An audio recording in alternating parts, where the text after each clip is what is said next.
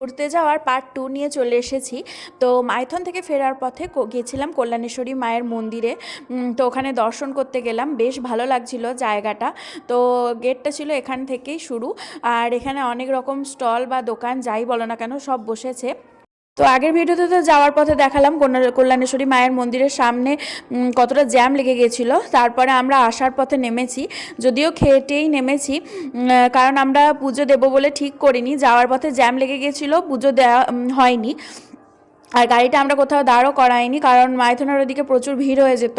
ওই জন্য আসার সময় আর কি একবার দর্শন করে নিলাম, অন্য সময় গিয়ে একবার পুজো দিয়ে আসবো। তো এই যে দেখো, অনেকজন যারা মাইথনে গেছিলো দেখলাম যে তারাও এখানে এসেছে। তো এখনও পুজো হচ্ছে, মানে সারাদিন ধরেই পুজো হয়। আর দেখো লাইনও পড়েছে পুজোর। তো জায়গাটা বেশ ভালোই লাগছিল। প্রথমে ঠাকুর দর্শন করব বলে লাইনে দাঁড়িয়েছিলাম ঠিকই, কিন্তু যেহেতু অনেকটা বড় লাইন ছিল সেই জন্য আমরা গেছিলাম মন্দিরের পিছনের দিকটা, যেখানে নাকি কল্যাণেশ্বরী মা শাখাপলা পড়েছিল। তো ওই ঘরটা প্রথমে দেখতে গেলাম। তো বিশাল লম্বা সিঁড়ি, তো সিঁড়িটা পার করেই দেখছি কি সুন্দর জায়গা, ঝর্ণার মতো। কতজন বসে আছে, কতজন ঝর্ণার জলটায় নেমেওছে। তো ওটা ঝর্ণা নয়, দামোদর নদেরই একটা অংশ আর কি, ওইভাবে যাচ্ছে। এত ভালো লাগছিল জায়গাটা, এত সুন্দর, মানে এখান থেকে তোমাদের আসতে ইচ্ছা হবে না। ওই যে দেখতে পাচ্ছ ঝর্ণা টাইপের জল যাচ্ছে, তো ওই দূরে দূরে কত লোকজন বসে রয়েছে, এদিকেও অনেকজন নামছে, নামার জায়গা রয়েছে। তো আমি বলছিলাম আরেকদিন আসবো, এসে অনেকক্ষণ থাকবো, পুজোও দেবো আর এগুলোও ঘুরবো। তো কত বড় বড় গাছ রয়েছে। আর এই যে এই মন্দিরটাতে মা শাখা পড়েছিল। প্রথমে আমি শাখা পলা বললাম, তো যাই হোক আমি জানতাম না, তো মা আমাকে আবার পরে সংশোধন করে দিল। তো শাখা পড়েছিল এখানে। তো অনেকক্ষণ দাঁড়িয়েছিলাম, সবাই ছবি টবি তুলছিল, আমরা একটুখানি টুকটাক সেলফি তুললাম। আর এই জায়গাটা একটুখানি দাঁড়ালাম, কারণ আমাদের তো গাড়ি ছিল, ওয়েট করছিল ড্রাইভার দাদা। তো মা রাজ নামেনি, আমি, দিদি আর আমার মা আর মানবাবু নেমেছিল। তো তারপরে আমরা আসার পথে দাঁড়ালাম হচ্ছে ঘাগরবুড়ি মন্দিরে। তো আমি দেখলাম যে যাওয়ার পথেই পড়ছে যখন, তো ঘাগরবুড়ির চাও একবার খাইয়ে আনি, মাকেও দর্শন করিয়ে আনি। তো মা না মানে ঠাকুর দেখতে পেলো না, কারণ তখন ঠাকুরের জায়গাটা পরিষ্কার করা হচ্ছিল, কিছুক্ষণের জন্য বন্ধ রেখেছিল। তো এই জন্য মা আর কি ঘাগরবুড়ি মায়ের মুখটা দর্শন করতে পারলো না। কিন্তু মন্দির থেকে প্রণাম করে আমরা আবার ব্যাক করলাম। তারপরে মা আবার চারিদিকটা ঘুরে দেখে এলো। এসে আমরা এখানে চলে এসেছি চায়ের দোকানে, এখানে চা খেতে।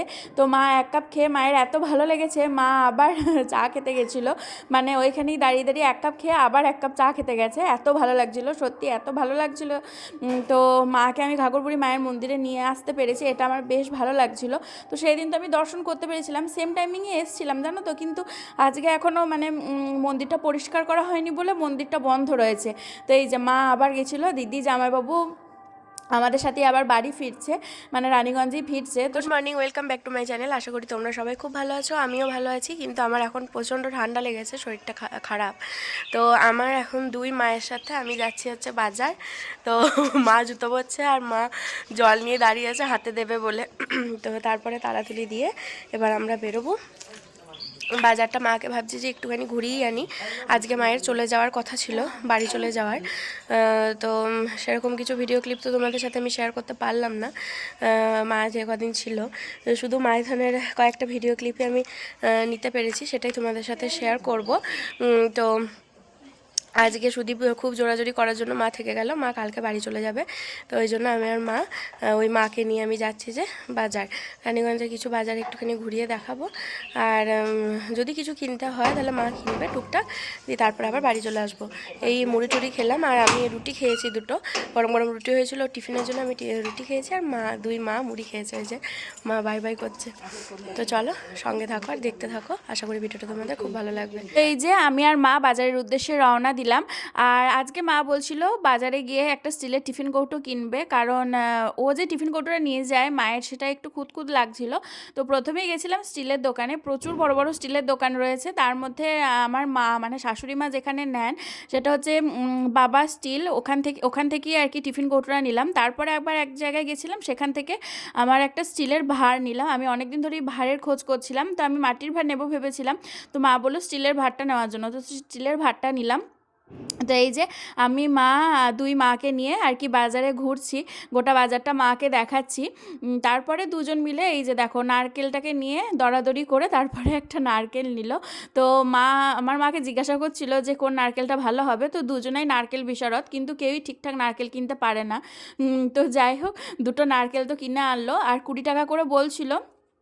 তারপরে অনেক দাম দর করে ভালো নারকেলই নেওয়া হলো।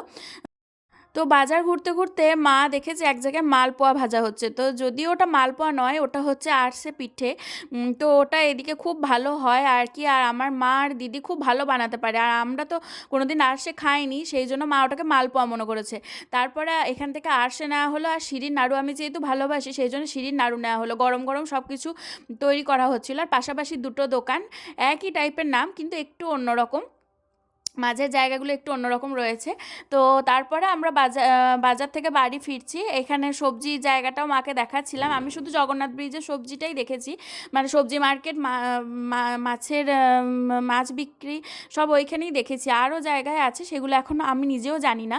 তারপরে আমরা এখান থেকে এখানে বাড়ি চলে এলাম, আর বাজার থেকে কী কী নিয়ে এলাম সেগুলো চলো শেয়ার করি। তো বাজার থেকে এনেছি ওই যে ওর জন্য স্টিলের টিফিন কৌটো মা কিনে দিল।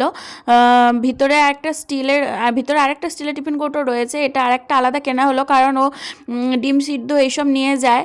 আর মানে ওকে তো রুটি তরকারির সাথে ডিম দেওয়াই হয়, মুড়ির সাথেও যেটা দেওয়া হবে তার সাথে স্যালাড ফ্যালাড দেওয়া হয়, সেই জন্য ভালো করে যাতে গুছিয়ে নিয়ে যেতে পারে সেই জন্য দুটো টিফিন নেওয়া হয়েছে, স্টিলের টিফিন কৌটো। আর তার সাথে রয়েছে আমাকে মা একটা জলের বোতল কিনে দিল, দুটো টিফিনের ব্যাগ রয়েছে, স্টিলের ভাঁড় রয়েছে, আর এখানে তো এই যে আরসে আর শিরির নাড়ু কিনেছি, সেটা দেখতেই পেলে। তো বাজার থেকে চলে এসেছি, সোয়েটার টোয়েটার পরে গেছিলাম, হালকা হালকা ঠান্ডা লাগছিল আমার। আর এখানে দেখো আরসে, আর এই যে এখানে শিরিন নাড়ু নিয়ে নিয়েছি, এখন তিনজন মিলে বসে বসে রোদ পোয়াবো আর খাবো।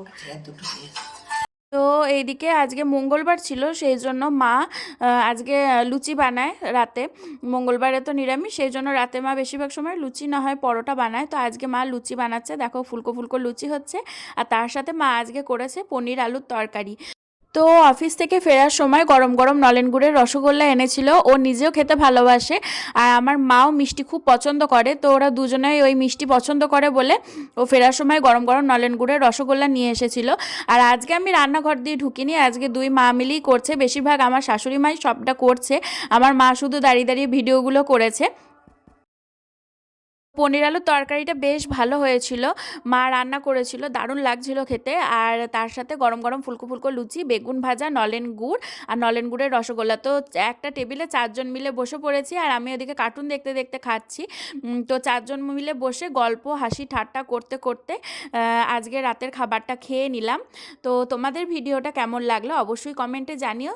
তো এখনকার মতো বাই বাই, দেখা হবে একটা নতুন ভিডিওতে নতুন নতুন